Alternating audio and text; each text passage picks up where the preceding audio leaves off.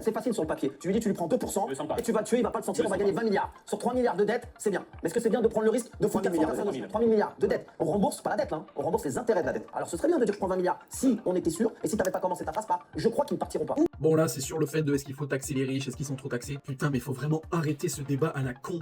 Vraiment c'est insupportable, qu'on soit de gauche ou de droite, peu importe. Les riches, même s'ils sont taxés à 50%, leur revenu à la fin est juste indécent. Il est exceptionnellement indécent. Et je ne demande pas ce qu'ils gagnent moins. Tant mieux s'ils gagnent des milliards. Mais à un moment donné, acceptez d'être taxé à plus de 50% de votre revenu en fait. L'argent qui reste à la fin est plus que n'importe quelle autre personne qui travaille. Donc faut arrêter de dire si on les taxe trop après ils vont se barrer. Mais ils ne se barreront pas. Je reviendrai là-dessus plus tard. Notre modèle social aujourd'hui est imité dans le monde. Mais va dans d'autres pays, tu verras. Mais en fait, mais qui veut faire Et une maladie grave aux États-Unis va te faire soigner. Bon, et là voilà, Géraldine Maillet qui ose dire oui, qui veut reprendre le niveau social de la France. Je suis désolé, hein, la France, on est top 8 mondial en termes de puissance économique et tout ce que vous voulez. Top 8 mondial sur 200 pays, en étant un putain de pays social. Donnez-moi un équivalent dans le monde. On explose les États-Unis, on explose la Chine. En fait, on est le top 8, vous regardez les 7 pays devant, je sais pas si dans les 7 pays il y a la Suisse ou un pays nordique, et ça m'étonnerait. Enfin voilà, je pense qu'on est quand même dans le top 10 mondial en défonçant des pays plus puissants que nous, sur le terme de l'humanité et des choses sociales. Ouais Géraldine, peut-être qu'il y en a qui le font pas parce qu'ils ont pas notre niveau en fait. Donc sur ça il faut être fier. Ce truc là qui est en train de tout s'effondrer, ce système, c'est pas parce que la France est un état social, c'est parce qu'il y a des enfoirés qui sont au gouvernement du pays, qui font tout pour que ça s'effondre, et qui veulent justement copier les systèmes américains et compagnie. Donc à un moment donné il faut arrêter.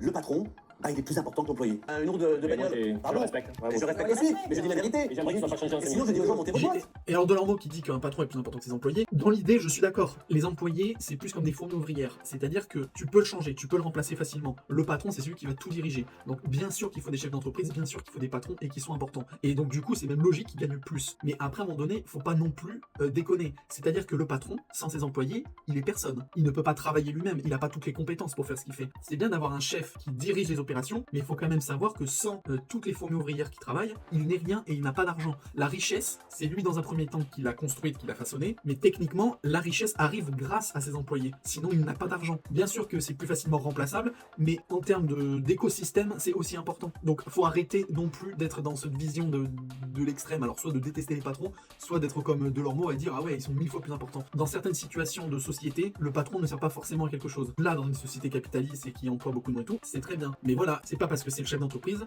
qu'il doit pas être taxé, qu'il doit avoir des milliards et compagnie. Faut arrêter la dinguerie quoi. C'est très bien qu'il s'enrichisse, mais il s'enrichit aussi parce qu'il a énormément de gens qui travaillent pour lui. Donc c'est pour ça qu'il faut quand même avoir un minimum d'équilibre quoi. Un milliardaire ou même un chef d'entreprise qui a des millions, s'il est taxé à 50% et qu'à la fin il a encore 1 million, bah en fait nique ta race. C'est très bien, je ne demande pas qu'on lui prenne cet argent là, mais qu'il arrête de chialer en fait. Tu peux vivre avec des millions, donc vraiment il faut arrêter quoi. Mais l'argument notamment de Raymond de dire attention parce que ces patrons-là vont peut-être partir, ah bah moi je vous dis qu'ils partent. S'ils n'aiment pas la France, qu'ils partent. Alors menace est caduque puisque je vous ai dit qu'il y a le bouclier anti-exil et on les traquera. Le fisc ira prendre. Ça passera jamais. Ça passera jamais.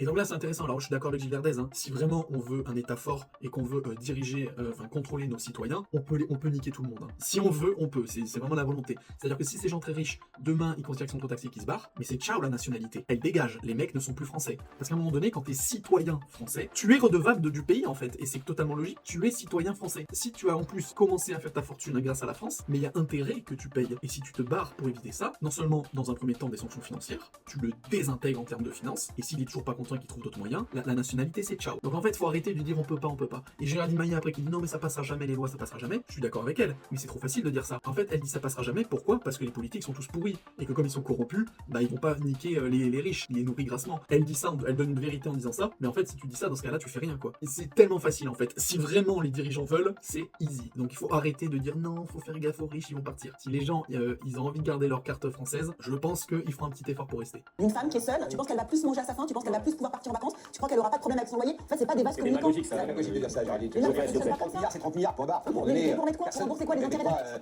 C'est tellement démago. En fait, 30 milliards, c'est énorme. Tu peux mettre 30 milliards dans des infrastructures, dans la police, dans l'hôpital, dans l'éducation. Il y a tellement de choses à faire. Bien sûr, tu vas pas redistribuer à une personne en particulier, mais c'est pour le collectif, en fait, pour le bien commun de la société française. 30 milliards, vous inquiétez pas, c'est 30 milliards. Et là, en plus, elle est en train de dire ce qu'il disait au début de la vidéo, soi-disant, ça sert à rien de donner 30 milliards de dollars parce que ça va être même pas pour payer la dette, mais les intérêts de la dette. Mais dans ce cas-là, on fait rien. Donc dans ce cas-là, on ne paye jamais les intérêts de la dette et ça continue. Même ces arguments, ils tiennent pas, quoi. De toute façon, faut payer. Et ensuite, 30 milliards, bah oui, c'est 30 milliards. C'est de l'argent. Si, en fait, tu penses comme elle à dire, bah oui, mais si c'est que 30 milliards, ça va rien faire, mais dans ce cas-là, en fait, tu prélèves rien. Ah oui, c'est vraiment ridicule. Donc, conclusion, oui, il faut taxer les riches plus que la population non moyenne, du moment que, à la fin de toutes les taxes, ils sont toujours plus riches que la moyenne des gens. Et si t'es pas content, tu vis effectivement dans un pays beaucoup plus capitaliste et libéral, avec les inconvénients qui vont avec, et en tout cas, en renonçant à ta nationalité française.